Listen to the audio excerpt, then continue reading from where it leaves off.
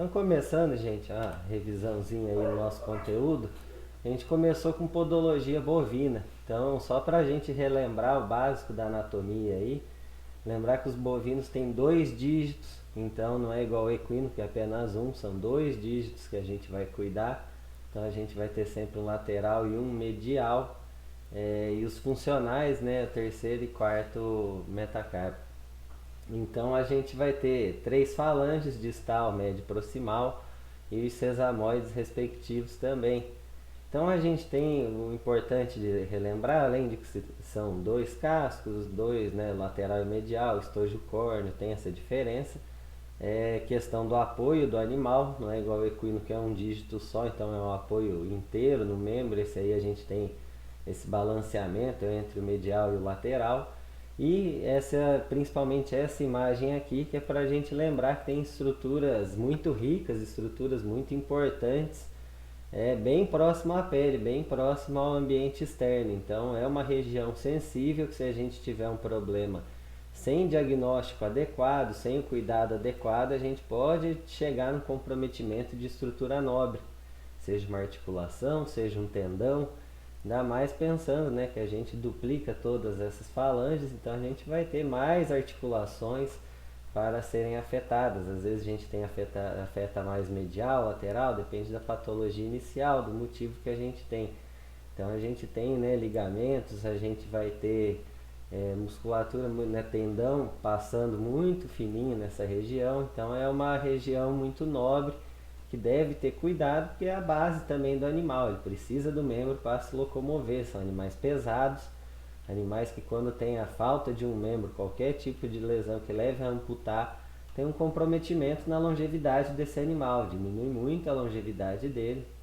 Então a gente tem um problema que é problema simples de casco, de certa forma não tão difícil de diagnosticar, não tão difícil de tratar, podendo levar à perda funcional do animal por um produtor. Então é muito importante a gente lembrar que o casco não é só a saúde do animal, também a saúde do casco em si, do membro, né, dele.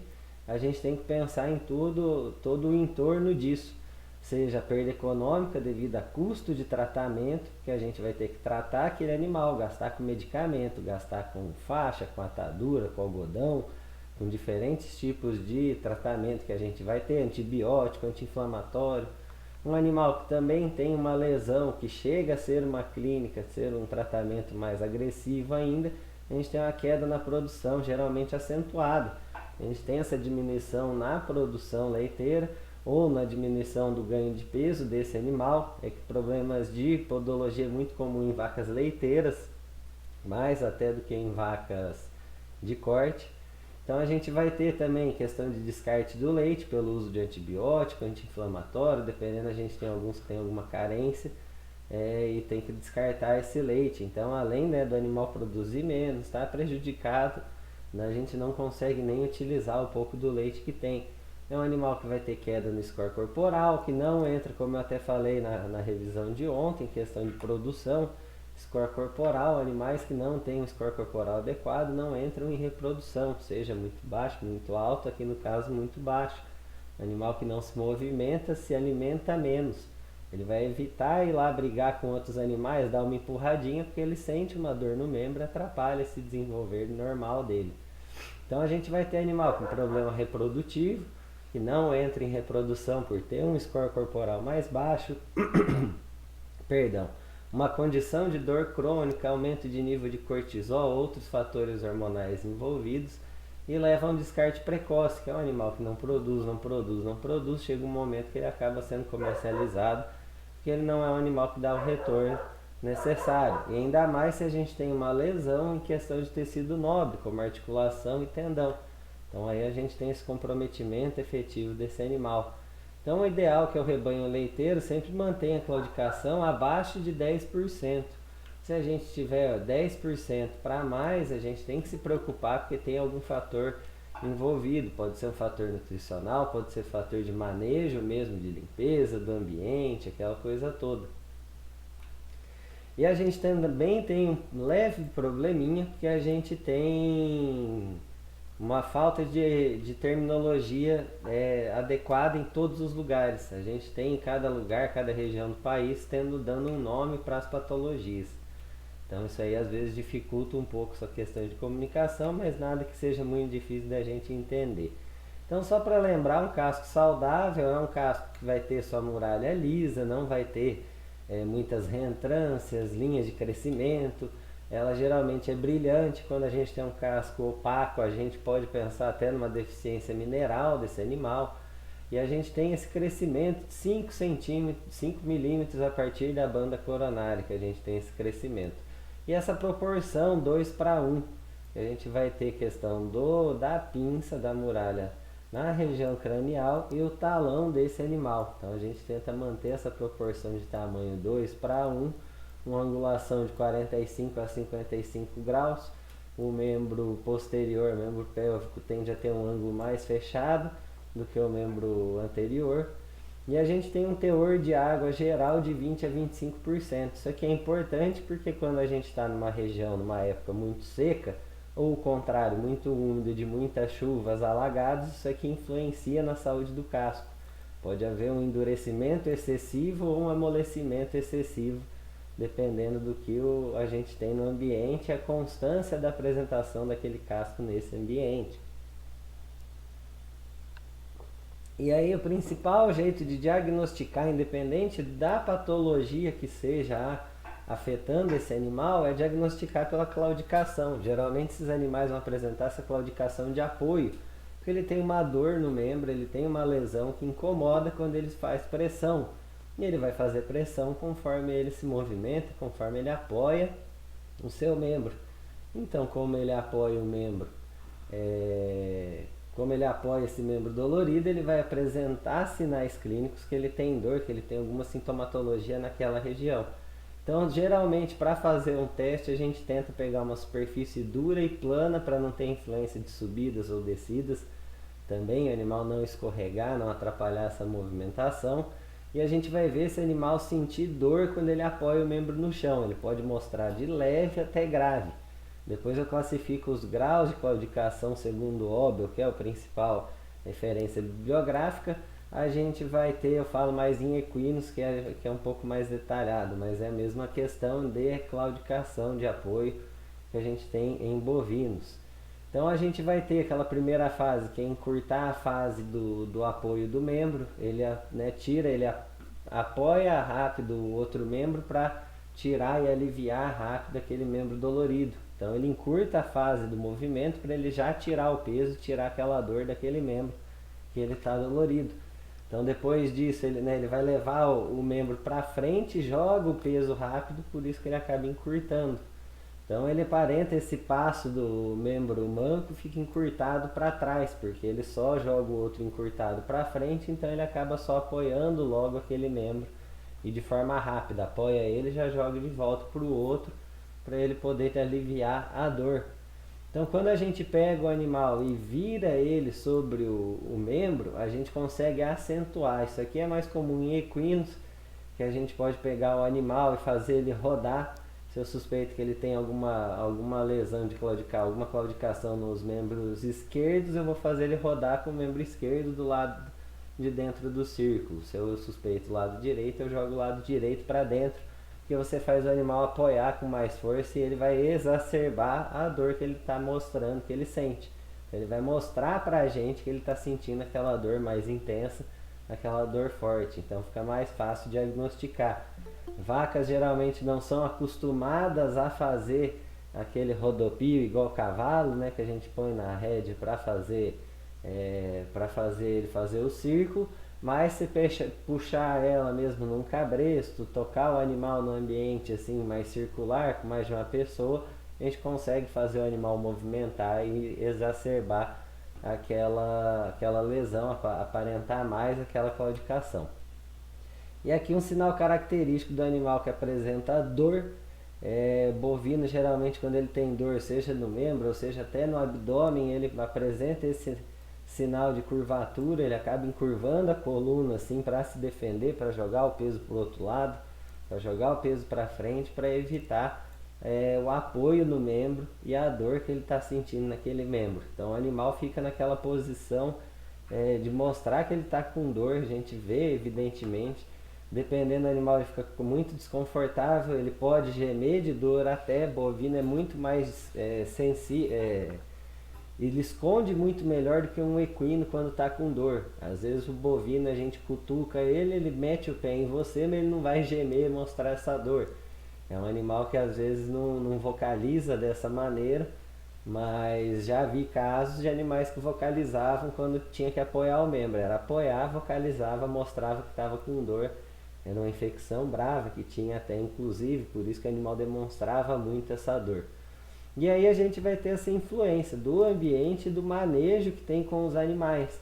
Se a gente tem um animal que vive só em piso de concreto, que ele não tem acesso a piquete, não tem acesso a um pasto, que é um terreno mais macio, um terreno adequado, feito para ele andar mesmo, né? Não foi um animal selecionado geneticamente ao longo dos séculos aí para viver dentro de um concreto. Então a gente tem modifica esse andar do animal, ele acaba apoiando mais os dígitos mediais, então ele tem esse crescimento, esse estímulo de crescimento na unha lateral.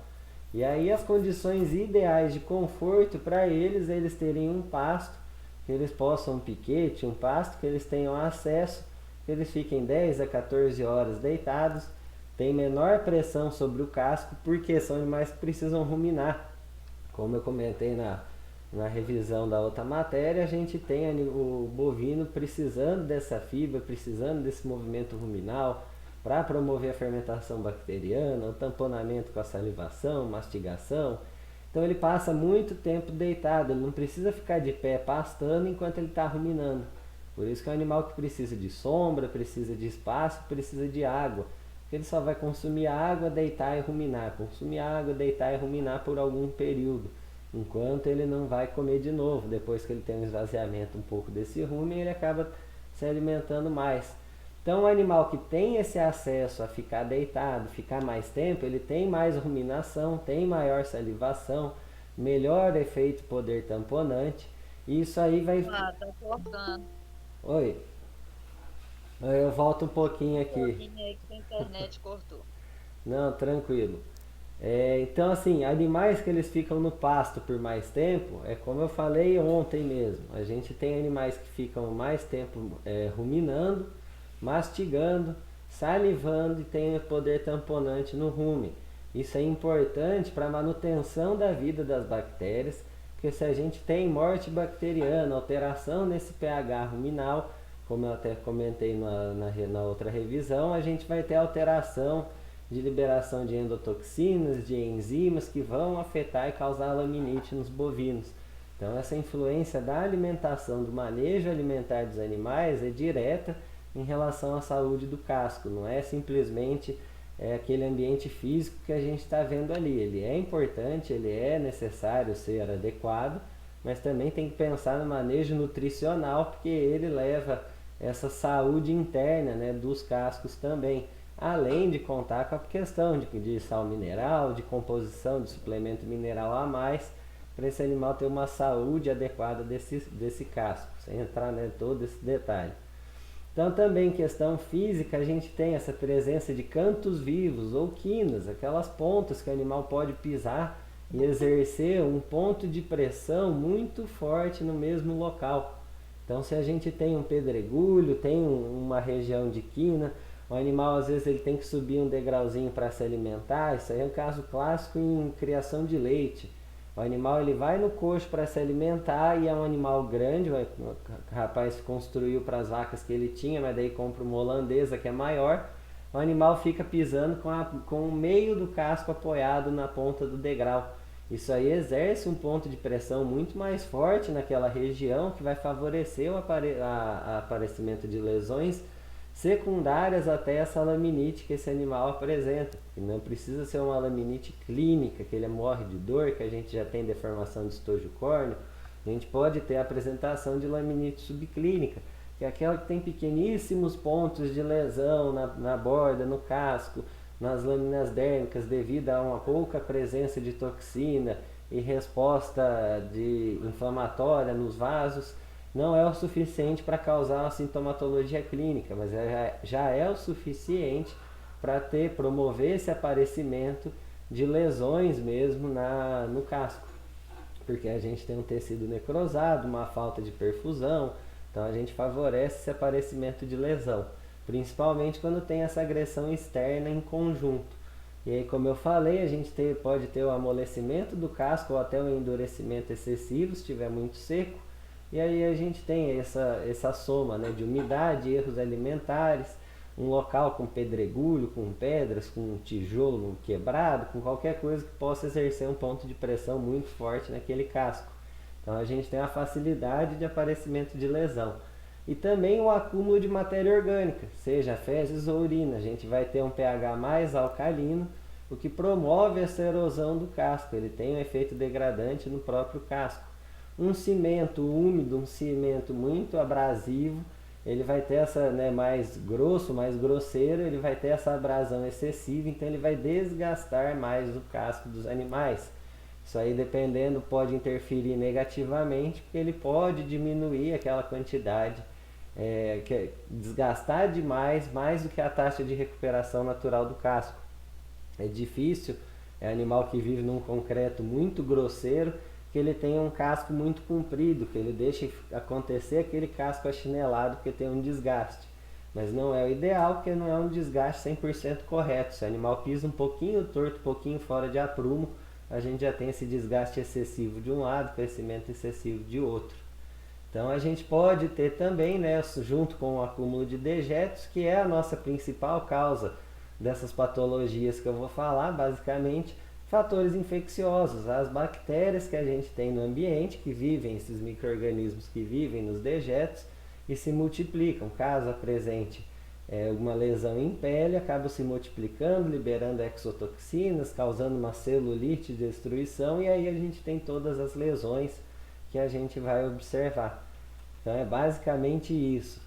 A hiperplasia de pele interdigital, ela só é um pouco diferente, porque ela não é só causada pelo acúmulo de dejetos, pela lesão e infecção. Ela pode vir a acontecer depois, depois da hiperplasia, por promover mais lesões. Mas a hiperplasia, ela é uma unha do animal que fica um pouco mais aberta, aquele dígito mais separados. Então, ou que ele vive num pasto que tem muito cipózinho, tem muita raiz, tem muita coisa que ele passa e agride aquela região de interdígito, que acaba aderindo ali e promovendo aquele estímulo crônico, aquela lesão constante. Enquanto o animal anda, ele vai roçando aquela região de interdígito no pasto, roçando em outras plantas mais duras. E isso aí vai promover essa formação de um calo. Então a gente tem basicamente essa hiperplasia, né, que seria como se fosse um calo, só que ela é excessiva nessa região. Geralmente é ligado ao fator hereditário. Se tem uma vaca que tem essas unhas abertas e não foi uma lesão específica que causou uma lesão tendínea e abriu um pouco mais esses dígitos, ela tende a passar geneticamente isso para sua prole. Então às vezes é um critério de seleção também para a separação de animais em reprodução. Então é aquela irritação crônica no espaço interdigital, decorrente a traumas, né, e anomalia de aprumo, ou seja, o dígito mais aberto é uma anomalia de aprumo. A gente vai ter dermatites interdigitais também podendo causar essa hiperplasia. A gente tem uma dermatite interdigital muito leve, muito branda, que não chega a causar destruição tecidual, apenas uma inflamação. Ela pode ter como resposta a hiperplasia como defesa. Então a gente tem também umas sequelas, pode ser sequela de lesão que já existiu, foi tratada, ele fica aquele estímulo, ele pode promover essa hiperplasia também. E a presença de fezes e urina, como todas as patologias, basicamente a presença de fezes e urina é um dos fatores que sempre vão favorecer o aparecimento, um dos fatores necessários para o aparecimento da patologia. Isso é bom e ruim porque os animais defecam muito, urinam muito, principalmente no ambiente em que eles vivem, se eles vivem no ambiente menor, mas é bom que se a gente tem um controle sanitário, uma limpeza 2 vezes ao dia já começa a ser adequada, a gente já consegue manter um nível de limpeza que não vai ter esse acúmulo, a gente não tem problemas devido a esse espaço menor. Então, os sinais clínicos vão ser claudicação, que varia sempre, né, do tamanho da lesão e profundidade. Quanto mais fundo no tecido ela entra, qualquer patologia, maior é o grau de claudicação do animal, até chegar no ponto que ele não vai deixar você levantar o outro membro do solo, porque ele não consegue apoiar de jeito nenhum aquele membro no chão. Tem caso do animal até se jogar no chão para não conseguir ficar apoiado, para não deixar você apoiar o membro, deixar aquele membro dolorido no chão.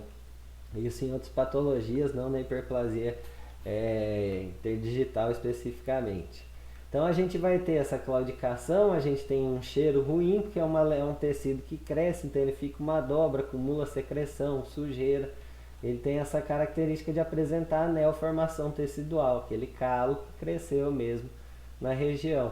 Muito comum ter miíase associado, justamente por ser um tecido amolecido, um tecido que fica muito úmido, tem a facilidade de penetração de agente. Então a gente pode ter também a colocação, a mosca colocando ovos ali também, aparecimento de larvas depois. O tratamento em casos simples, que não tem ferimento, infecção, toda uma patologia extensa já no animal, a gente tem que fazer um corte. Isso aqui até legal seria jogar para coisa de cirurgia, mas não tem muita cirurgia para a gente fazer em dígito de bovino, prefiro falar de uma vez. Então a gente faz um corte curativo, que é tirar aquele tecido neoformado e deixar ele na forma mais anatômica possível e original. E aí as lesões extensas, a gente tem que fazer toda a remoção cirúrgica de todo o tecido acometido, avaliar o que ficou, o que não tem, o que lesionou ou não, e fazer o curativo.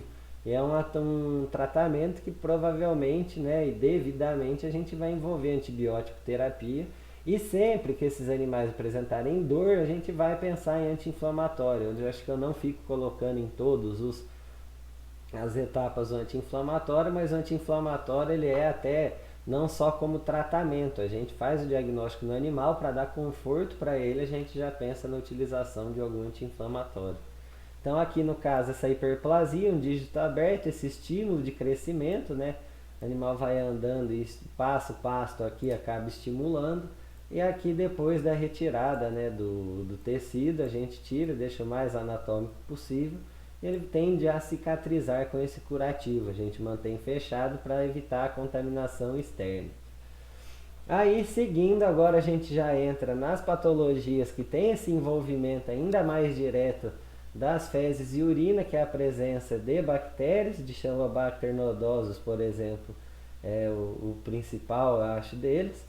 E a gente vai ter a dermatite digital e interdigital, que vai diferenciar a região que a gente encontra ela. A interdigital é na região de interdígito, seja até quase próximo aqui onde a gente tem a hiperplasia, todo isso aqui é região de interdígito, está entre o dígito, e pode ser também no interdígito aqui mais próximo da sola. Aqui nessa região mais um pouco lateralizada, a gente já tem o dígito mesmo, que ele não está localizado exatamente no meio, no interdígito. Então, o que é a dermatite? É uma ferida, uma ulceração superficial e circunscrita. Ela não é aquela ulceração extensa que toma o membro inteiro. Geralmente, na dermatite digital, nessa região plantar da quartela. Então, a gente pega nessa região que é um tecido um pouco mais sensível, fica um pouco mais úmido, mais próximo do solo. E entre os talões, em contato aqui direto com a coroa do casco, uma região mais baixa ali do casco também, bem na porção mais distal, mais de cima do casco ali, do talão. A gente vai ter como causa as bactérias presentes no ambiente e é uma doença contagiosa. Quando a gente tem um animal apresentando essa lesão, a gente tem uma multiplicação das bactérias e quando a gente tem um animal clínico, ele está espalhando bactéria no ambiente. Quanto mais bactéria presente no ambiente, maior a probabilidade dos outros animais apresentarem lesões. Então é uma doença que pode ser considerada contagiosa, porque não é um casco indo encostar no outro especificamente, um contato direto para se contaminar, mas ele distribui as bactérias no ambiente, os outros animais vão adquirir, elas vão entrar na pele em qualquer tipo de lesão. Ainda mais se é um ambiente sujo, um ambiente superpopuloso, tem uma tendência ainda maior. Então a baixa higiene, a alta umidade, muita presença de matéria orgânica vai favorecer tanto o aparecimento de lesão, é o fator predisponente, são todos fatores predisponentes para aparecimento de lesão, para enfraquecimento do casco e também para a presença da bactéria. Então o sinal clínico vai variar, como eu disse, de leve a grave, tudo depende do tamanho da ferida, tecido acometido, se a gente tem interferência em articulação, tendão, o animal tende a apresentar muito mais dor. Então a claudicação pode variar muito, pode ser uma claudicação leve, pode ser uma lesão apenas na epiderme. Então isso aí vai variar bastante de acordo com o tempo de evolução que a gente pega essa patologia. E o tratamento é sempre a gente fazer esse corte curativo dos cascos, que é tentar cortar o casco e deixar o mais anatômico possível. Se a gente vê que tem um dígito muito maior que o outro, a gente vai tirar, a gente vai manter aquelas proporções originais do casco, tentar manter essa proporção 2:1, uma angulação adequada, limpar bem a região de sola do casco, a gente fazer esse tratamento curativo. Isso sempre, todas as patologias, todos os animais, para diagnóstico já é fundamental a gente fazer esse corte para ver toda a extensão do casco, buscar outras lesões, não acreditar que é só aquela que a gente viu. E como eu disse, às vezes a gente tem um animal com uma laminite subclínica, tem vários pontos do casco que podem apresentar um hematoma, então não é só porque ele apresentou um no dígito medial que ele só vai ter aquela lesão naquele dígito medial, ele pode ter no dígito lateral também. Então a gente vai ter essa claudicação variando, no início muito leve, e aí conforme ela vai progredindo, conforme ela vai invadindo o tecido, ela vai intensificando. E a gente pode ter lesões nas comissuras dorsais, palmares e plantares, essas lesões aprofundando. Lembrando o primeiro slide da anatomia, a gente tem tendões e ligamentos muito próximos, até inclusive o ligamento que vai favorecer, se ele for comprometido na região interdigital cranial, ele vai deixar o dígito aberto e vai favorecer uma hiperplasia depois. Então a gente vai ter uma destruição da produção de queratina do bulbo do casco. Então a gente vai ter uma lesão nessa região de comissura. E aí na região de bulbo do casco, que é essa região de comissura mais posterior, região de trás, a gente vai ter erosão dos talões, que a gente tem a região de talão, e onde é apresentada essa lesão, a gente vai dar o nome, erosão de talão. Então, para tratar também erosão de talão ou qualquer outra, ou a outra lesão, como a dermatite interdigital, a gente vai fazer esse corte curativo, limpeza no local da ferida, e aí a gente pode fazer uma bandagem curativa. Fechar aquele animal, colocar uma tetraciclina local, colocar uma sulfametazina, sulfato de cobre e fazer uma bandagem. A bandagem a gente pode colocar a sulfametazina, o sulfato, são substâncias em pó, coloca em contato com a lesão, com uma gaze ou uma compressa, dependendo da extensão da lesão. Quanto maior a extensão, compressa fica mais fácil até. E a gente fecha ele depois com algodão para não garrotear o membro e usa faixa atadura. Então fecha bem, deixa ela bem fechadinha e faz essa troca todo dia, dependendo da lesão. Conforme evoluir, se ela tiver uma lesão menor, sem muito exudato, a gente pode aumentar esse tempo de curativo. A cada 2 dias, a cada 3 dias, a cada 5, vai dependendo da evolução e do resultado que a gente tem. Então a erosão do talão é muito comum em vacas leiteiras idosas, porque a gente vai ter essa destruição na epiderme bulbar, que a gente tem algumas fissuras no casco. Então a gente vai ter a apresentação dessas fissuras, porque são animais mais velhos, que não têm uma saúde do casco tão adequada quanto animais mais jovens, e a gente tem a presença do Dichylobacter nodosus e o Fusobacterium necrófilo, que são as principais que vivem na matéria orgânica, promovendo essa infecção e essa lesão. Então a gente pode considerar como estágio 2 da dermatite interdigital, porque a gente já tem uma lesão de erosão, de destruição tecidual. Então é um aprofundamento dessa dermatite interdigital aqui nessa região de interdígito próximo aqui dos talões. Comprometeu essa região, a gente está tendo comprometimento de talão. Então a gente tem por isso essa nominação de erosão. Então a gente vai ter exposição a agentes, que é o Fusobacterium necrófilo e o Dichylobacter nodosus, promove essa corrosão de queratina, essa destruição, não promove a síntese de queratina no casco, então a gente vai ter a erosão, a própria lesão ali, esse comprometimento tecidual. E assim, não só a lesão, a região externa, animais idosos que têm algumas fissuras, que não têm um casco com muita saúde, a gente também tem estresse metabólico de fim de gestação, início de lactação, promovendo toda aquela alteração circulatória, alteração de reação inflamatória no dígito do animal, e aí a gente pode ter esse aparecimento de lesão. Então ele favorece o aparecimento da dermatite, ele vai favorecer o aparecimento de hematoma, de abscesso, assim como a erosão de talão também, que a gente tem um comprometimento no suporte sanguíneo na região de casco. Então todas as patologias associadas a qualquer tipo de enfraquecimento do casco podem surgir. Então os sinais clínicos vão ser os mesmos, depende da lesão. Geralmente a gente vai ter um sinal mais grave. Erosão de talão já tem esse comprometimento do tecido, então a gente já tem uma sintomatologia um pouco mais intensa.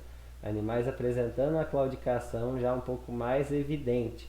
E aí, como sempre, o tratamento é a gente fazer o casqueamento corretivo, até para o diagnóstico, mas eu recomendo, às vezes não dá para fazer o completo no diagnóstico, a gente usa isso como tratamento.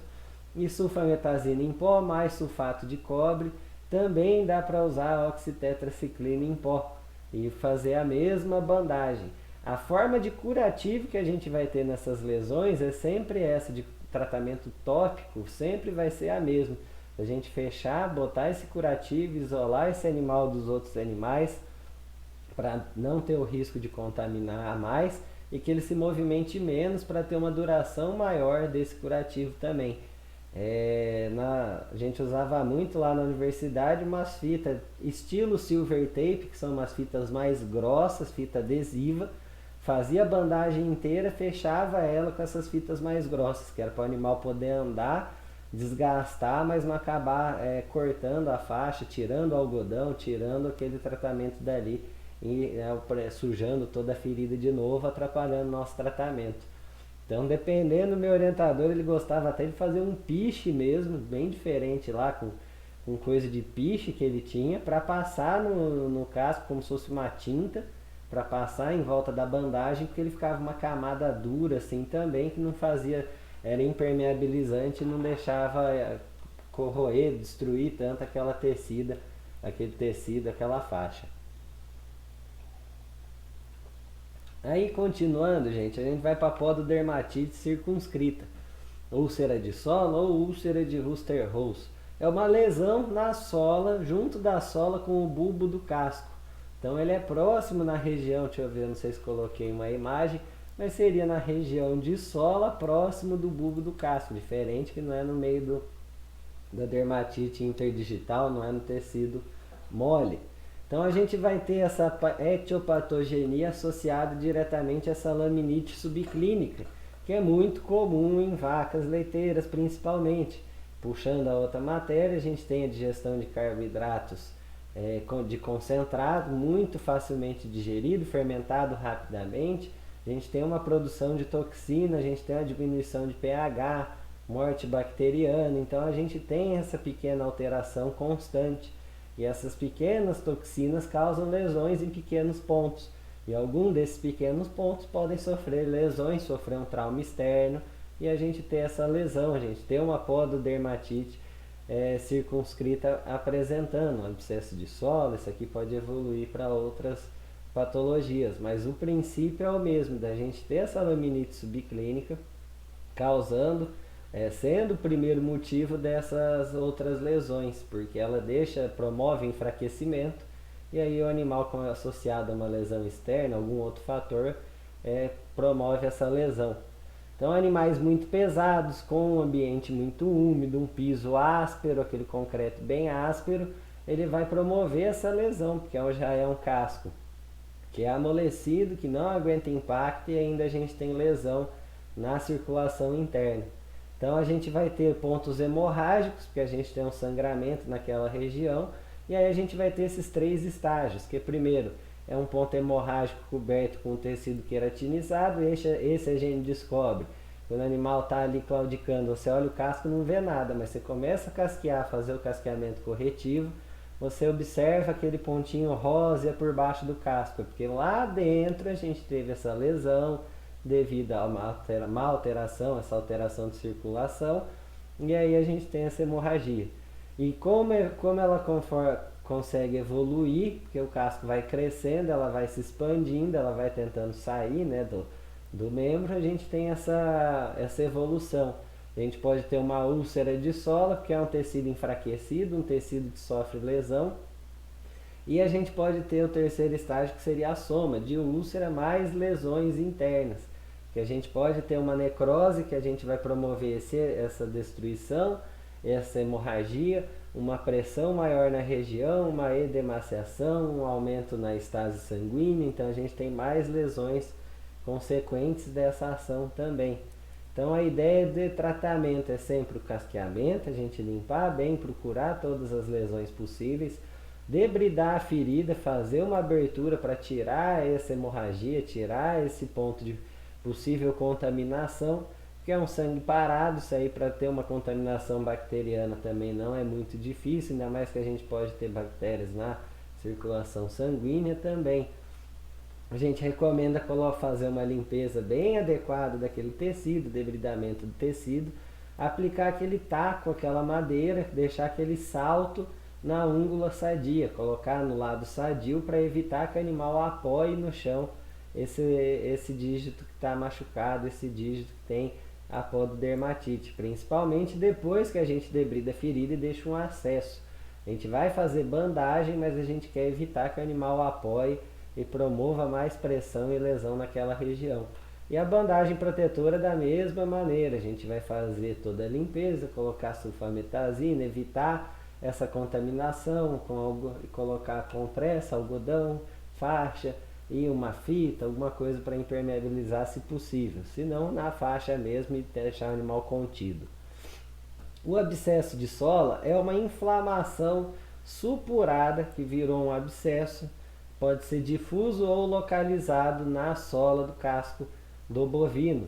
Então vai promover uma claudicação que varia, como todas as outras patologias, de leve a severo, depende do tamanho da lesão, da extensão e do quanto ela está interna, e é normalmente causada por penetração de corpo estranho ou algum material contaminante, um prego, uma ponta de arame, alguma coisa que entra para dentro daquele casco, promove a entrada de bactéria, crescimento, encapsulamento, então fica aquela supuração inflamada e a gente vai ter o abscesso de sola.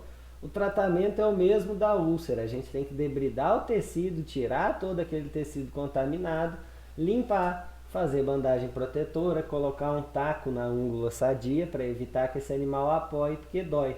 Então ele apoiando só no outro dígito, ele vai se locomover melhor, se alimentar melhor, beber água, vai viver um pouco melhor. Aí o flegmão interdigital, ele é a evolução basicamente que a gente vai ter da dermatite interdigital, do melosão de talão que pode evoluir, porque a gente tem os tratamentos, se não feito o tratamento, a gente tem uma continuidade dessa contaminação. Isso aqui pode ser também em casos de ambiente muito contaminado, animal que tem um déficit na imunidade por outro motivo, mas é um flegmão interdigital, é uma contaminação muito intensa, uma infecção necrótica que vai atingir o espaço interdigital. Então a gente pode ver isso em animal tanto no pasto quanto estabulado, em cama com palha até. Palha promove algumas lesões também no dígito, no interdígito, por isso que ela favorece um pouco. Então a gente precisa, para ter uma contaminação, a gente vai precisar da bactéria e de uma lesão. Então a gente tem que ter um traumatismo, qualquer lesão, enfraquecimento da barreira protetora da pele, do casco.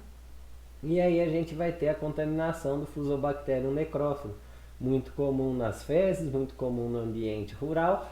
E aí ele libera uma exotoxina hemolítica, que promove a destruição de células, promove a morte celular, que causa celulite. E aí a gente tem também o Fusobacterium junto com seu parceiro de Xelobacter nodosus, que sempre estão nas contaminações de casco bovino, mas também tem sinergia com outras bactérias que se aproveitam, que estão no ambiente, como estafilococcus, escherichia, spirochetes. Então a gente tem uma contaminação mais grave, mais intensa, porque ela promove uma lesão grande, essas outras bactérias conseguem adentrar no tecido, ter essa interação, ter essa penetração e proliferação. Por isso que é um caso mais intenso e mais rápido. Nas primeiras 12 horas do flegmão, que a gente tem essa liberação de enzima que promove a celulite, a gente vai ter dor, eritrema, calor, todos aqueles sinais inflamatórios na região interdigital. De um dia e meio, 24, 36 horas, o animal apresenta uma claudicação já mais intensa, e como é uma infecção, alta quantidade de bactérias e toxinas, ele já apresenta febre, queda na produção leiteira e um aumento de volume, ele já tem uma edemaciação mais intensa naquele membro. Então até a região de boleto acaba ficando atingida, fica mais evidente ainda.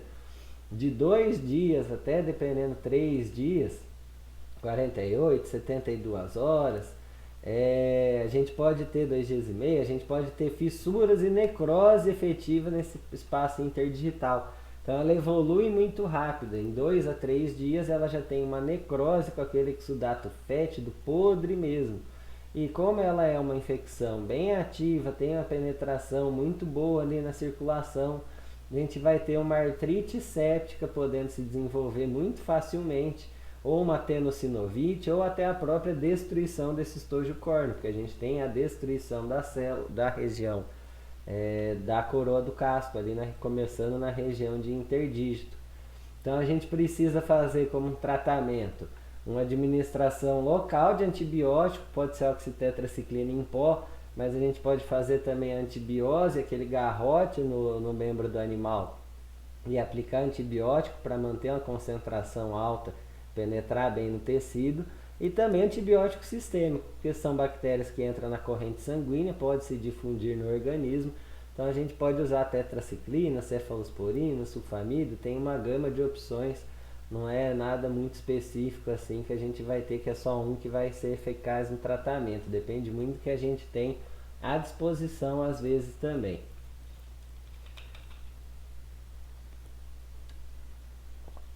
E aí, gente, se a gente tem um flegmão não diagnosticado, um tratamento não eficiente, a gente pode ter essa evolução para artrite interfalangiana distal séptica, que seria a artrite na região interfalangiana distal, que é a região próxima à coroa do casco, bem na região que a gente tem maior lesão, maior contaminação bacteriana. E ela pode ser exógena, justamente flegmão, abscesso, inclusive também pode originar, e ela pode também ser endógena, nem sempre vai ser só agressão externa. A gente pode ter mastite, metrite, uma pneumonia, uma diarreia, uma enterite, causando também essa artrite interfalangiana. Algumas bactérias acabam indo para a corrente sanguínea, se alojam em articulação e acabam se multiplicando mais facilmente lá pela dificuldade na promoção de leucócitos, na defesa mesmo do organismo. Então o tratamento que a gente vai ter na artrite interfalangiana é antibiótico terapia sistêmica intensa, anti-inflamatório não esteroidal também de forma mais efetiva e mais intensa, se dependendo da necessidade, e fazer a antibiose, promover o garrote naquela região, colocar o antibiótico intravenoso e deixar ele agir por 20, 30, 40 minutos, dependendo do caso do animal e do tamanho do animal. Então a gente promove essa alta concentração de antibiótico na região do membro. E aí a gente fez um tratamento cirúrgico, dependendo a gente tem que amputar aqueles dígitos aquele dígito do animal, arrancar tirar mesmo até a falange média. Então a gente pode fazer esse tratamento desde uma artrodese, amputação de dígito, mas pode, dependendo, se não for muito comprometedor, fazer uma drenagem articular, uma limpeza e deixar aquele dígito ainda sobreviver, aquele animal ainda se recuperar. Então depende, vai de caso a caso do comprometimento que a gente já tem no tecido. E aí, doença da linha branca é uma doença que a gente lembra, na linha branca fica na região de crescimento, a região mais mole, fibrosa ali do casco. e nela a gente pode ter a penetração de dejeto e corpo estranho. Um animal que também vive no ambiente muito úmido, essa linha branca tende a ficar mais mole ainda. Aí a gente vai ter como sequela abscesso, artrite séptica, tenossinovite séptica, porque a gente vai ter uma contaminação dentro daquele estojo córneo. Então isso aí pode evoluir para todas as patologias que a gente estava comentando até agora, de ter essa penetração bacteriana e destruição tecidual. O tratamento vai ser sempre, né, quando tem contaminação, fazer o debridamento, tirar todo o tecido contaminado, fazer uma drenagem articular se for preciso, toda a estrutura cometida, dependendo, fazer a remoção daquela parede do casco, tirar daquela região para poder fazer a limpeza e ele promover o crescimento novamente. E aí a laminite bovina, que eu venho falando desde o começo, laminite, que é uma das causas, a subclínica, uma das causas da maioria das patologias. E o que é a laminite? É um distúrbio naquela microcirculação digital e vai resultar numa isquemia e degeneração das lâminas dérmicas. A gente sabe também, isso aqui é muito estudado em equino, que a gente tem uma promoção de toxinas, de apresentação inflamatória e reação inflamatória. E essa reação inflamatória promove a vasoconstrição, que aí acaba tendo essa lesão de microcirculação. Então a gente vai ter uma etiologia multifatorial da laminite bovina, mas a laminite está relacionada com 60% das lesões podais em bovinos.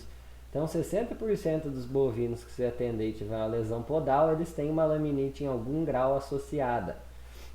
A nutrição é o principal fator, como eu comentei até na matéria de produção, não precisa entrar em todos os detalhes, mas essa questão do aumento do consumo de concentrado, de carboidratos de cadeia curta, absorção rápida, fermentação rápida, baixa ingestão de volumoso ou fibras muito pequenas, ou até micotoxina na ração, que entra na questão de toxinas ingeridas e na circulação, causando esse distúrbio na microcirculação. Então a gente tem, alteração de pH, alteração de morte bacteriana, podendo promover.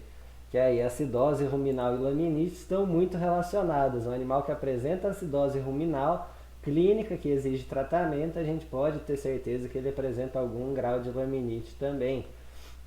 Então a gente vai ter muitas bactérias gram-negativas morrendo, produção de endotoxinas, liberação dos mediadores de processo inflamatório, promove a vasoconstrição, tem uma abertura de shunt compensatória para tentar abrir essa circulação, formam microtrombos, temos isquemia e necrose em alguns pontos. Então por isso que a subclínica apresenta alguns pontos de lesão, enquanto a clínica mais intensa apresenta numa região maior do casco uma lesão maior, essa degeneração das lâminas epidérmicas mais intensa. A laminite aguda é quando o animal apresenta essa lesão de forma mais intensa e causando uma clínica mesmo efetiva pela laminite, que é um animal que tem uma endotoxemia, provavelmente aquele animal da ruminite, que tem essa endotoxemia digestória. O animal entra em anorexia, para de comer devido à ruminite, morte bacteriana, entra em decúbito, ele tem uma alteração da postura, ele não consegue ficar adequadamente, porque ele morre de dor nas lâminas dérmicas, apresentando claudicação. Pulso digital presente, porque a gente tem esse aumento de pressão por causa dessa vasoconstrição. Então a gente consegue sentir aquele pulso na região de boleto. E aumento da temperatura, porque a gente tem uma reação inflamatória acontecendo nos cascos. Então a gente vai ter esse aumento de temperatura, por isso que em equino e bovino a gente põe a mão para ver se o casco está quente ou não, para já pensar numa laminite. E aí a subclínica e a crônica não são tão evidentes. A crônica ela é mais evidente conforme passou o tempo e ficou muito crônica. E a gente consegue ver uma deformação em estojo córneo muito intensa. A gente vê linhas de crescimento muito diferentes também.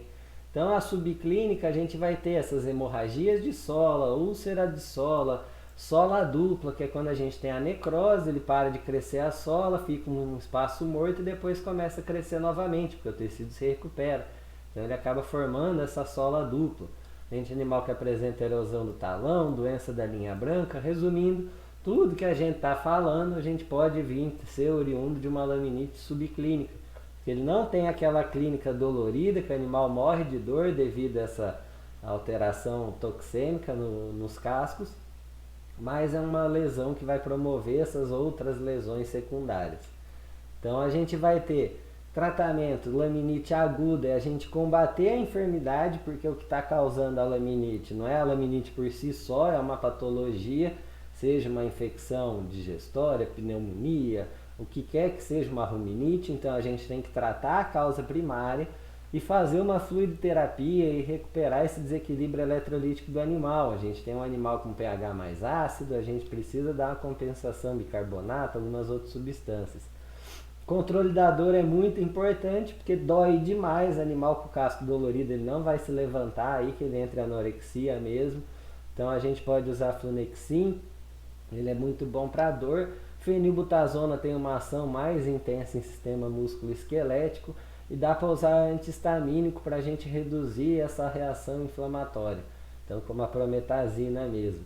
O ideal é pôr o animal numa cama bem macia e fazer o tratamento de lesões. Se a gente tem hemorragia, se a gente tem o estojo córneo todo deformado, que é crônico, então a gente tem que fazer esse tratamento, isso em subclínico e crônico também. E aí repetir o slide aqui de novo. E aí a gente vai para os equinos. Agora só para lembrar, mesmo esquema do casco, equino diferente do bovino, em vez de 2 dígitos é 1 dígito só. Então fica mais fácil ou mais difícil dependendo do ponto de vista aí da gente. E sempre lembrar, eu gosto dessa imagem, que quando eu falo sempre da muralha do casco, de lesões, a gente usa muito essa imagem lateral, mas sempre lembrar que ele é uma estrutura em 3D, né? Então a gente tem lesões, tem toda essa região podendo ser afetada, não é simplesmente essa região cranial. E aí indo direto que interessa pra gente, toda a porção queratinizada do casco e as lâminas dérmicas. A gente tem as lâminas epidérmicas primárias e secundárias. As primárias são muito pequenininhas, bem coaptadas, e dentro delas a gente tem as secundárias, que são ainda menores. Então a gente sabe que é um tecido muito sensível, por isso que sempre que eu falo microcirculação, é realmente uma microcirculação que a gente tem nessa região. Então isso aqui é importante, muito importante, já pensando na laminite depois também. Dermovilite, o que é a dermovilite? É uma infecção que vai pegar a necrose na região de ranilha do casco, que é essa região aqui, essa região mais interna, onde a gente tem o sulco da ranilha. E a etiologia é muito parecida com a dos bovinos. A gente tem a presença de urina e fezes, Fusobacterium necrophorum, algumas outras bactérias também. Fusobacterium necrophorum é bom que não erra. Animal que não faz muito exercício, animal que tem um casco contraído, que é aquele casco que mantém a sujeira dentro dele. Então a gente vai ter uma infecção que tem a destruição da região de ranilha. No slide das aulas eu não trouxe todas as imagens aqui para não ficar 400 slides também. Nos slides das aulas tem bem bacaninha para mostrar o que é certinho aí a lesão na região de ranilha. Come a ranilha inteira do animal.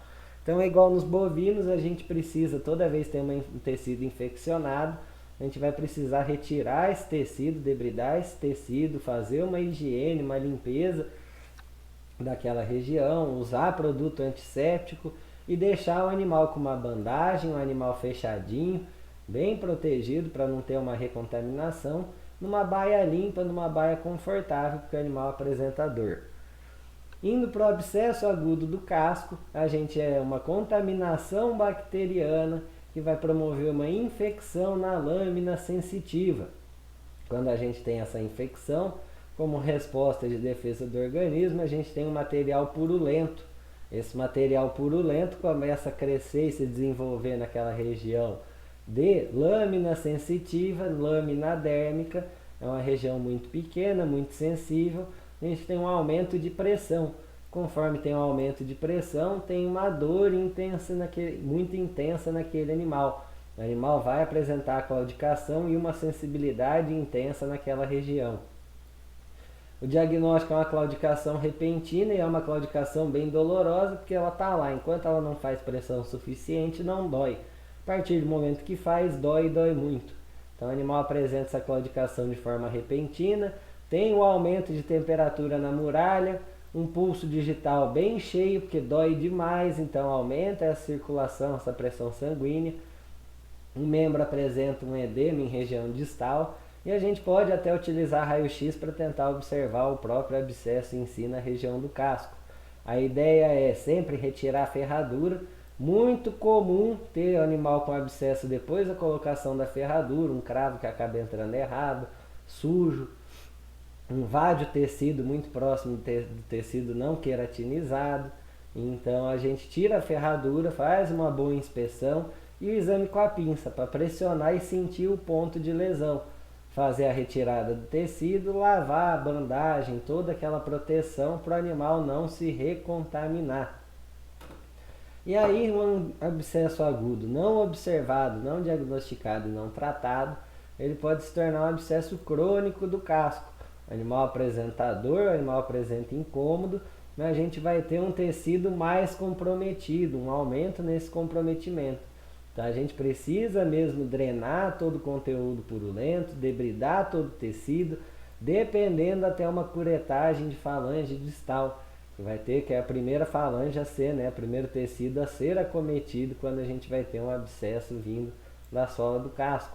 O período de tratamento já é muito mais longo do que um abscesso agudo, que é retirar o tecido, dependendo. Em poucos dias o tecido já está limpo, não está exudando, é só questão de fechar mesmo, cicatrizar. Enquanto o abscesso crônico a gente tem um período prolongado, uma lesão muito mais extensa, muito mais interna. Então o prognóstico acaba sendo um pouco mais prejudicado em relação ao agudo. Mas não é nada que é impossível de tratar, tudo depende do comprometimento tecidual. Se eu tenho uma infecção, uma osteite, meu prognóstico já não vai ser dos melhores. E aí, gente, indo para a síndrome do navicular, ou a podotrocleose. A gente tem, deixa eu ver, eu não sei se eu trouxe a imagem, a gente tem o osso navicular, a gente tem a falange distal, falange média, falange proximal. A gente tem o osso navicular que fica em volta, fica por dentro do tendão flexor digital profundo. Então a gente tem uma teoria, da bursite e a teoria da trombose e da isquemia. A da bursite é que a gente tem uma concussão frequente entre o tendão e o osso, promovendo uma inflamação nessa bursa, nessa região em volta da articulação, promovendo ao longo do tempo uma rarefação óssea com alterações nessa superfície flexora, pelo excesso de tração, o excesso de pressão que esse animal sofre no osso. Um animal que tem uma quartela mais vertical, pata pequena, animal muito grande, talão curto, pinça muito longa, a gente pode ter uma pressão um pouco maior, porque a gente altera essa anatomia natural aqui do animal, seja jogando mais para frente, seja jogando mais para trás, a gente acaba alterando a pressão que o tendão exerce. Então a gente vai ter essa remodelação porque ele foge da fisiologia natural. E a outra teoria é da trombose e isquemia, que é promover uma trombose dessas artérias digitais devido à pressão e excesso de exercício e constância, cronicidade, que vai promover uma necrose isquêmica do osso navicular, e aí essa necrose vai aumentar essa osteoporose nos forames, que é da onde vem a nutrição, então ele vai diminuindo essa quantidade, então ele vai ficando rarefeito o osso navicular da mesma maneira, e vai promover uma claudicação. As duas são parecidas. A ideia é que a gente tenha essa remodelação óssea. É uma consequência dessa pressão que a gente tem do tendão flexor digital profundo, ou que seja pela necrose isquêmica, mas a gente tem uma remodelação óssea que vai interferir na mecânica do movimento. Então a gente tem uma alteração que vai causar dor nesse animal. O animal sente muita dor na região central do casco. O animal, bem onde ele tem na região central da ranilha, pega bem o meio da ranilha, ele vai sentir dor, porque é bem na região do navicular. E o animal apresenta essa dor de forma mais intensa, principalmente quando cutuca. é uma dor intermitente. Nem sempre ele está com dor, ele está apresentando essa patologia. Tem vezes que o animal faz o treinamento, fica super bem, não sente nada. Tem dia que ele vai lá, treina, começa a sentir dor, dá uma inflamada, incomoda. Passa um tempo, dá um repouso, ele volta para o treinamento, passa meses sem apresentar algum problema novamente. Então é uma doença intermitente, dependendo quando ela começa a se agravar e interferir mais, acaba se tornando mais recorrente. E aí já indo para a laminite a gente, como eu estou falando desde sempre, pensando junto dos bovinos também é muito relacionado com os equinos, a forma, mas a gente não pensa em rumen, a gente vai pensar em outras alterações, principalmente digestórias, pela morte bacteriana, de bactérias que degradam celulose, gram-negativas, liberam endotoxinas. Então, assim, a mesma ideia que a gente tem do rumen do bovino, a gente pode pensar no intestino grosso do equino. Então, por isso a gente tem grandes casos de laminite, animais com cólica, caso de cólica que perdura, que demora o tratamento, que é aquele caso que não sabe se vai para cirurgia ou não, porque dá para tentar tratar sozinho, já faz um tratamento preventivo de laminite, porque sabe que existe essa morte bacteriana e essa alteração. Tá, tá travando ainda? Que aí eu volto um pouquinho. Deixa eu pegar um café aqui, eu já volto um pouquinho e continuo. Não, acho que agora Não, é porque às vezes dá uma dessa, né? Tá bom que eu tô na roça e não tá tão ruim delay, assim ainda. né? Dá um delay. Não, tranquilo. Então, assim, como eu estava falando, a gente tem a mesma ideia da alteração circulatória, alteração de endotoxemia, de liberação de toxinas no bovino, a gente pensa no equino também. Um pouco diferente, porque no bovino é no rumen, no equino no intestino grosso, seco intestino grosso. Por isso, casos de cólicas que perduram, a gente já entra com um tratamento preventivo de laminite, com gelo no casco para diminuir essa reação inflamatória na circulação do casco, para evitar a lesão que gera a laminite em si. Que a laminite vai ser essa microtrombose induzida pelas endotoxinas presentes e reação inflamatória do animal. Então a gente vai ter a abertura de xantes, a gente tem um aumento de pressão, a abertura de xantes para tentar compensar esse aumento de pressão, formação de microtrombose. Então a gente vai ter toda essa ativação da enzima lamelar também, que é uma enzima que promove uma autodestruição. Por isso que a gente tem essa membrana basal, essas lâminas epidérmicas sendo lesionadas, junto com a vasoconstrição, necrose, isquemia, essa morte celular acaba liberando enzima. Então a gente tem essa alteração circulatória, promove necrose, não tem o crescimento do tecido, a gente tem essa laminite. Então, assim, a gente tem, né, um esclarecimento do link, sabendo que existe a presença de toxinas, a presença da resposta inflamatória, mas por que ele libera exatamente a enzima, destrói a própria lâmina basal, ainda não é 100%. Então, assim, 85% dos equinos que tem qualquer tipo de endotoxina no seu organismo, ele vai apresentar algum grau de laminite. Então isso aqui é muito importante porque o animal com qualquer patologia sistêmica, presença de morte bacteriana, liberação inflamatória muito intensa, a gente vai pensar na laminite. Como eu acabei de falar, né, processo no sistema digestório, respiratório, uma metrite pós-parto, dependendo, pode levar a uma laminite. Um animal até com rabdomiólise, reação alérgica pode causar, porque é toda uma reação inflamatória no organismo, alteração na microcirculação. Também até questão de utilização de estrógeno, outras coisas que, principal a gente lembrar que inflamatório, processo inflamatório infeccioso nos outros sistemas pode causar a laminite, porque ela vai liberar endotoxinas na circulação. E aí os sinais clínicos vai variar dependendo do grau de dor que o animal sente, o grau de lesão apresentada no casco. E aí a gente vai ter grau 1, que é aquele animal que em repouso troca o... Eita! Aqui questão dos sinais clínicos, eles variam bastante, porque depende, né, do tamanho da lesão, o tanto que o animal está sentindo. E aí isso aqui é a classificação segundo o Obel, que é a classificação básica que a gente tem de claudicação. Vai de grau 1 a grau 4, é o animal que o grau 1 é o mais leve, o 4 é o mais intenso. Grau 1 é um animal que apenas troca de apoio, mostra um certo desconforto no membro. O outro travou, viu? Travou? Nayane, a sua aí, né? Pra nós não. Pra nós tá normal. Ih, então é você mesmo, né? Bom, continuando. Qualquer coisa sai, entra de novo que às vezes dá certo. Bom, dando sequência. Aí a gente tem no grau 1, que é o mais leve, aquele animal que apresenta um desconforto, que fica incomodado, que tá com a, né, mostra que tem uma certa dor, um certo incômodo. O grau 2, o animal anda, se movimenta, mas já em curto passo. Ele já não consegue andar adequadamente, ele já fica desconfortável. Ele vai elevar o membro do solo, o outro dói muito, aquele membro que está comprometido. Então é um animal que reluta a se movimentar. Às vezes vai passo por passo mesmo, de bem devagarzinho.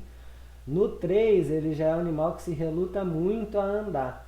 Quando ele vai tirar o membro do solo, dói demais, por isso que fala que muito parece que está pisando em ovos, porque parece que o animal está pisando assim na pontinha do casco, porque ele está tentando evitar essa dor. E o grau 4 é aquele que o animal ele não anda, ele, se puder ele deita e não se mexe, ele só vai andar se você forçar ele mesmo, pegar ele, fizer ele andar. Mas é um animal que está apresentando uma dor muito intensa, porque dói demais, é tão sensível quanto ou até mais do que embaixo da unha da gente.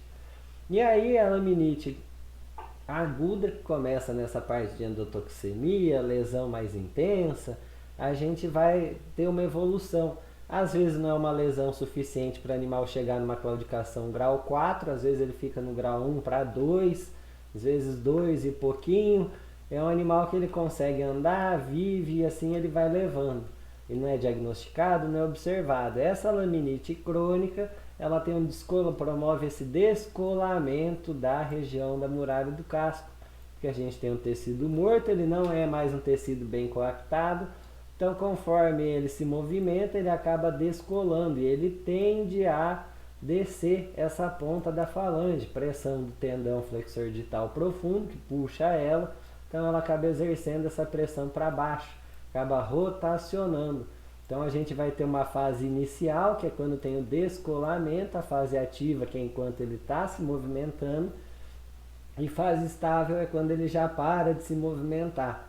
E um jeito da gente diagnosticar sem fazer eutanásia no animal e arrancar o membro e ver assim, é a gente fazer um raio-x, que a gente consegue traçar duas linhas, isso aqui tem que ser paralelo. Então a gente teria que ter essa linha, o casco do animal para ser o correto, ele teria que ser quase aqui. Na verdade o correto seria, né, que essa falange estivesse para frente acompanhando essa linha do casco. Então a diferença que a gente tem deveria estar vindo para cá e a gente tem uma rotação em direção à sola, que é o esperado numa laminite crônica, justamente pelo descolamento das lâminas epidérmicas. Então, como tratamento, a gente trata como emergência. Porque, como eu falei, um animal que está com uma cólica, com outro para uma pneumonia, outra patologia, a gente tem ele promovendo esse desenvolvimento de laminite muito facilmente, 85% dos casos. Então a gente vai ter como obrigação impedir esse desenvolvimento. Então a ideia de combater a causa, por isso que a gente coloca esse gelo no membro do animal, que é para a gente prevenir aquela grande circulação sanguínea, diminuir a circulação sanguínea, não ter uma grande quantidade de endotoxinas entrando naquele tecido e promovendo a morte celular, destruição das lâminas epidérmicas. Então a gente vai tentar, por isso a ideia de anti-inflamatório não esteroidal, já tentar dar anti-inflamatório quanto antes, utilizar vasodilatador, utilizar alguma substância para favorecer a circulação sanguínea, mas ao mesmo tempo a gente põe o casco do animal no gelo, que é para a gente diminuir a perfusão na região e diminuir essa resposta inflamatória, causar menos lesão ao mesmo tempo. Então a ideia é melhorar a perfusão de forma geral, mas a gente põe no gelo para diminuir a quantidade de resposta inflamatória que a gente tem e lesão tecidual. Então, muito importante combater essa endotoxemia, fazer antibiótico terapia sistêmica, antibiótico terapia intensa, tratar essa causa primária, muita fluidoterapia para esse animal eliminar líquido, eliminar o máximo possível, ter uma reposição adequada e utilizar os anti-inflamatórios para combater essa resposta inflamatória que a gente tem, principalmente naquela região do casco. E aí vasodilatador para auxiliar também na perfusão, a gente não ter essa vasoconstrição mais severa no organismo, facilitar um pouco, diminuir a probabilidade de formação de microtrombos. Anticoagulante também pode ser utilizado, que é justamente evitar aparecimento de microtrombos. Então a gente pode usar até aspirina ou heparina mesmo. Heparina em hospital veterinário, muito comum, tranquilo de usar, acaba diluindo junto no soro, dependendo.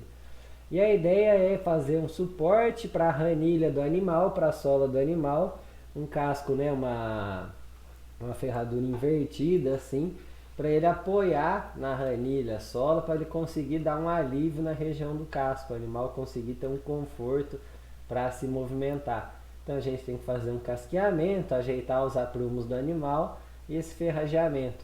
Alguns lugares, animal com cólica pode utiliza isopor alto, isopor grande, que o animal você coloca desse tamanho de manhã, no meio do dia para de tarde está desse tamanho por causa da pressão. Mas é um jeito, aqueles EVA bem grosso também, mas é um jeito de dar um conforto, como se desse um sapato de borracha mesmo para o animal apoiar e ter uma absorção de impacto e doer menos. E aí, gente, indo para a papilomatose, trouxe esse quadrinho aqui que é para a gente lembrar que são vários papilomavírus, a gente não tem apenas um com uma característica. A gente tem o papilomavírus com várias cepas diferentes, mas tem alguns grupos, né, um pouco maiores, mas para a gente saber que ele nem sempre é a mesma coisa com a mesma característica clínica. Então a gente vai ter a forma fungiforme, a forma filiforme e essa forma plana. A fungiforme é a que a gente tem com muita frequência, geralmente elas aparecem juntas, não são isoladas. A gente tem mais em bezerros e animais jovens, mas nada impede de acometer animais adultos. Vai aparecer bastante região de cabeça, pescoço, barbela, e é aquele papiloma bem friável, que o animal passa, esfrega no outro, ele arranca o papiloma e fica sangrando um pouquinho. Então ele tem uma fácil distribuição e contaminação entre o rebanho. A forma filiforme, ela já é um pouco diferente, que ela tem o corpo inteiro do animal. É mais comum em animais adultos do que jovens, mas também nada impede em jovens. E ela é um pouco mais dura, então ela não é de fácil arrancamento igual a fungiforme. Então ela é um papiloma que acaba sendo mais difícil do animal passar e arrancar ele. Então ele é um pouco mais difícil até pensando no nosso tratamento, já adiantando a gente tentar arrancar o máximo possível de papiloma, a gente vai ter um pouco mais de dificuldade nele, porque o outro, se puxar com a mão, você acaba retirando ele. E a forma plana é uns pequenininhos, umas verruguinhas menores, tem um aspecto menos feio do que os outros, e acomete geralmente úbero e teto. Então ele acaba sendo destacado com certa facilidade, o que gera um problema isso para a atividade leiteira, porque uma ordenhada que você vai dar nisso aqui, ele já sangra, já acaba dependendo contaminando o leite, então fica complicado até de manejar o animal, e é comum em animais adultos. Normal é a gente ver eles misturados, você não vai ver sozinho um animal só com a forma plana, só com a forma filiforme, a gente acaba vendo de tudo. E aí aqui trazendo já o papiloma de mucosa, que a gente pode ter um papiloma na mucosa peniana, na mucosa de vulva, a gente pode ter em algumas regiões, mas a gente tem mucosa também no rumen. Então aqui já é o gancho também para eu lembrar um pouco da samambaia, que ela forma essas lesões que são muito características, muito semelhantes ao papiloma, essas neoformações. Então a gente tem essa inter-relação, né, entre a papilomatose e a hematura enzooótica, que seria o animal que urina sangue, devido à presença de uma lesão, de uma neoformação muito semelhante ao papiloma na região do trígono vesical, na bexiga. Ele também pode ter essa lesão em esôfago, muito comum no broto de samambaia. Isso aqui é comum em pasto porque o animal, a samambaia, depois que isso falo, depende muito de cada região. Lá no Paraná você põe fogo no pasto, pasto que tem samambaia, o primeiro que vai renascer, que vai rebrotar é a própria samambaia. E é bem esse broto de samambaia, mais verdinho, bonitinho, que o gado vê e se alimenta, que promove, que tem esse pitaquilosídeo que vai promover essa lesão, essa neoformação. E é uma substância viciante. O animal ele come a samambaia e ele tem o desejo de comer aquela samambaia, aquela substância novamente. Então, dependendo, você vai trocar o animal de piquete, tem um pasto bonito, mas primeiro ele dá uma rodada para procurar a samambaia, comer um pouco, depois ele vai para o resto do pasto, para o normal do dia dele. Então, é uma substância que acaba gerando esse vício no animal. E ele promove essas neoformações. Então, são animais que podem promover, que podem ter esse carcinoma na região de esôfago ou na vesícula urinária. É uma neoformação, só que ele tem uma característica bem parecida com a neoformação do papiloma. Por isso que eu já trago junto para não falar depois também meio isolado o assunto de samambaia. Então ele é importante porque ele tem essa característica de ter essa lesão também em mucosa. Como o papiloma a gente vai ter da samambaia. E aí o tratamento para o papilomavírus é a gente isolar o animal acometido. Não falei agora, mas lembro de falar na aula que o papiloma ele é um vírus que promove essa lesão e ele fica ali na base da célula, na base da epiderme. Ele não entra na epiderme, ele não promove destruição de derme e invade tecido. Ele fica na base ali na epiderme, promovendo aquela neoformação, alterando a conformação celular e promovendo a neoformação. Então, quando a gente tem um arrancamento do papiloma, aquele tecido lesionado sangrando é aquele tecido onde a gente tem bastante papilomavírus se multiplicando e promovendo a lesão. Então, a gente vai ter esse tecido, essa região com o papiloma. E se a gente tem a forma fungiforme, que acomete comumente os animais, a gente vai ter esse arrancamento. Então ele vai encostar no outro animal aquele sangue, com o papilomavírus, ou encostar no brete, numa tábua, e aí a gente pode ter a recontaminação do próprio animal e contaminação de outros animais. Então por isso a gente isola. A ideia é fazer o arrancamento do máximo de papiloma que a gente puder tirar cirurgicamente mesmo, ir lá com uma pinça, um bisturi, retirar. Ele para de sangrar, ele deixa o animal mais bonito, tira aquela coisa feia. Diminui a possibilidade de transmissão, porque a gente retirou cirurgicamente, limpa com iodo, faz um tratamento tópico naquele local e a gente facilita, esse tratamento porque diminui a carga viral presente no local e no ambiente, e aí diminuindo essa possibilidade de transmissão entre outros animais.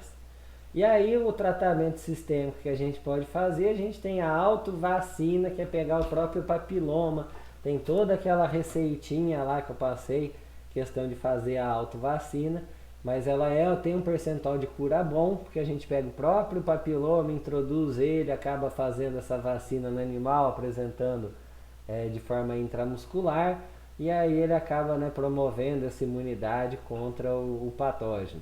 A gente tem o clorobutanol, substância farmacêutica que a gente encontra aí, Verruclin, nome comercial, muito bom também, funciona ele é um antiviral que vai ajudar essa destruição do vírus. Diaminazina também, e a autohemoterapia. A autohemoterapia a gente coleta 10, 20 ml de sangue da jugular e injeta intramuscular naquele bovino.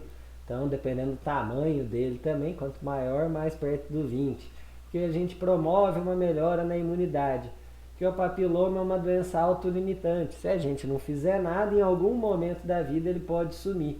Pode ser que não, que se for um animal imunocomprometido diariamente, uma má nutrição, um ambiente ruim, provavelmente ele vai só se perpetuando.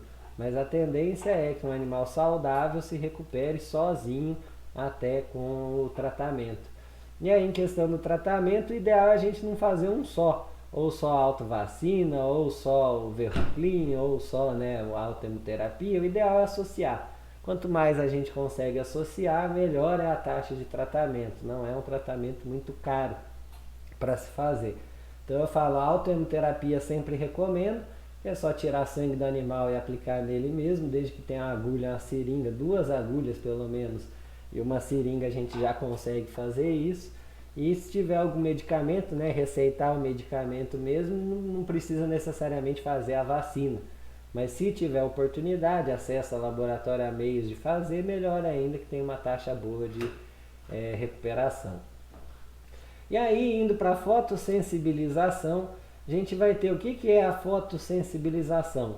É o acúmulo de algumas substâncias fotodinâmicas, ou seja, substâncias que são fluorescentes, que reagem em relação à luz do sol, à presença de luz.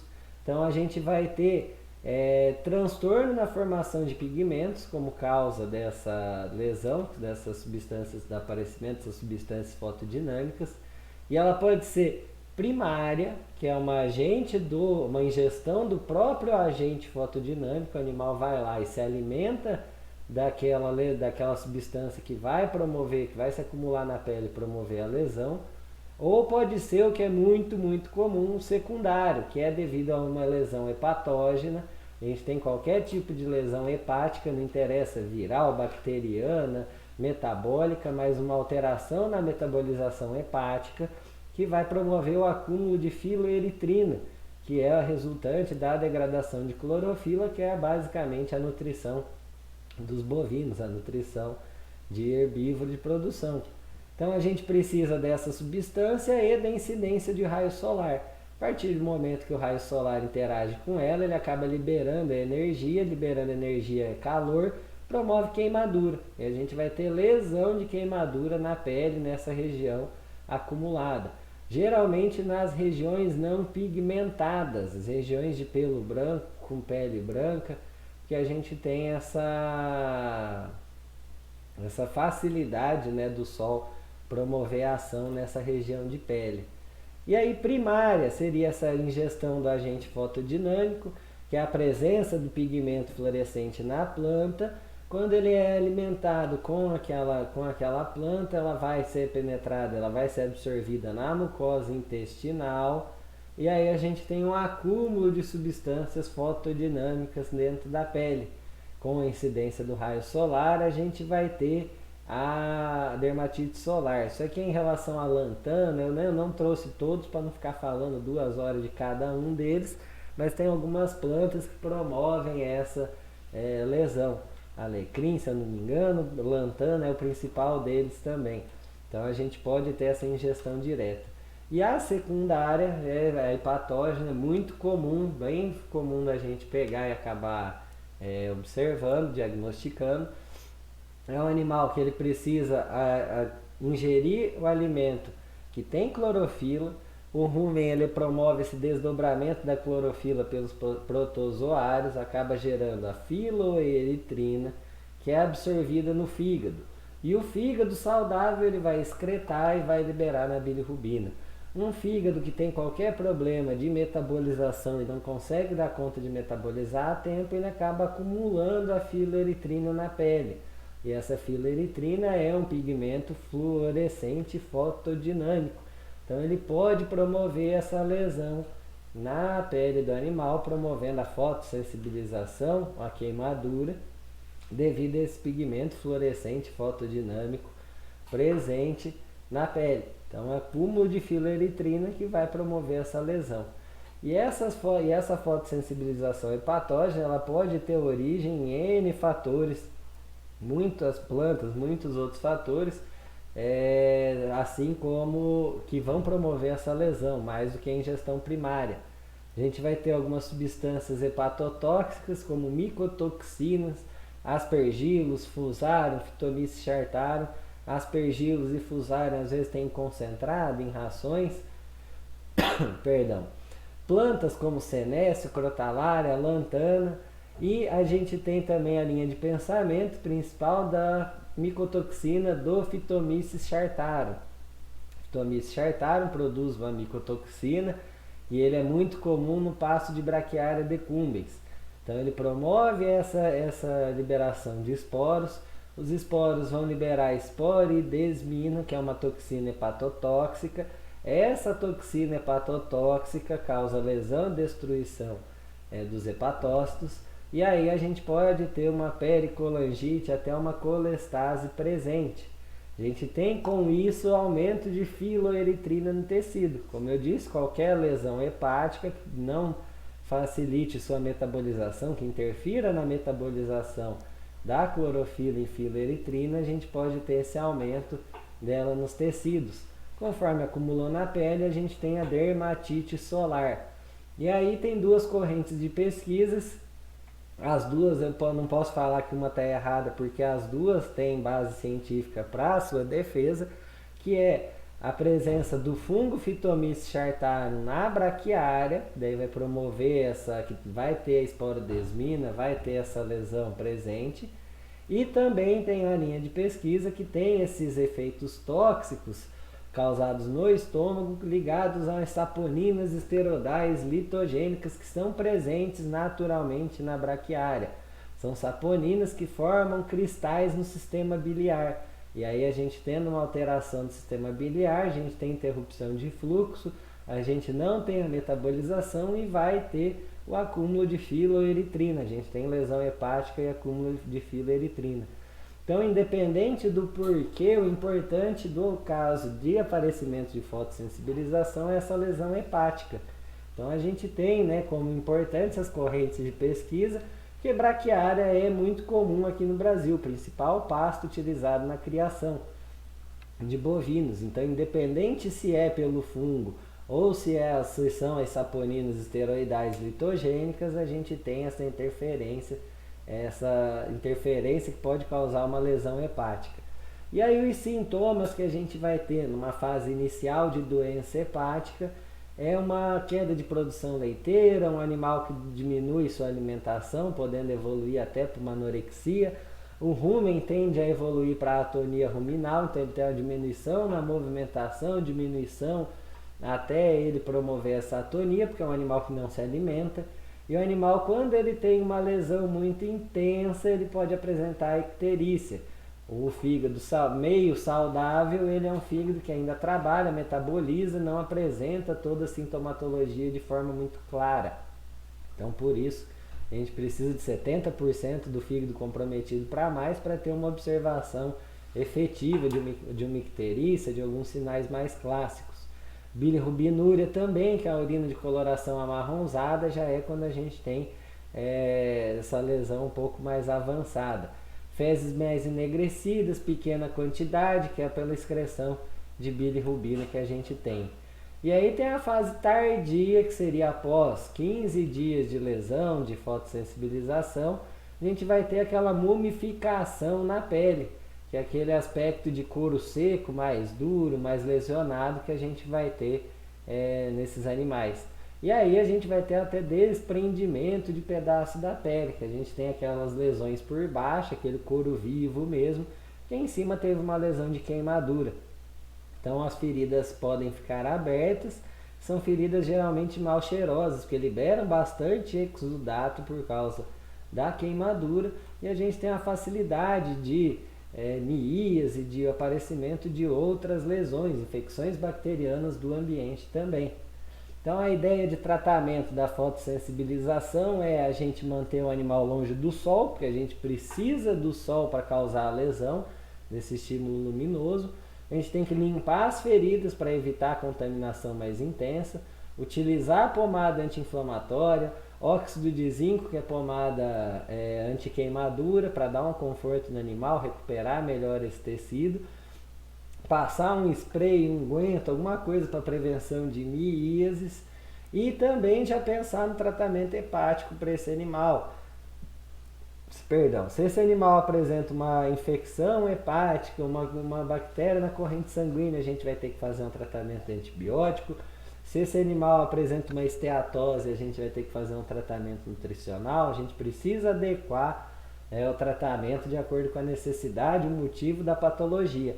Mas de forma geral, medicação para proteção hepática, para auxiliar a recuperação hepática, é glicose e alguns aminoácidos, vitamina de complexo B, cálcio, porque ele acelera o metabolismo, e quanto mais acelerado esse metabolismo do fígado, mais substrato a gente dá para ele metabolizar, mais rápido ele vai conseguir metabolizar essas substâncias tóxicas, eliminar e se recuperar.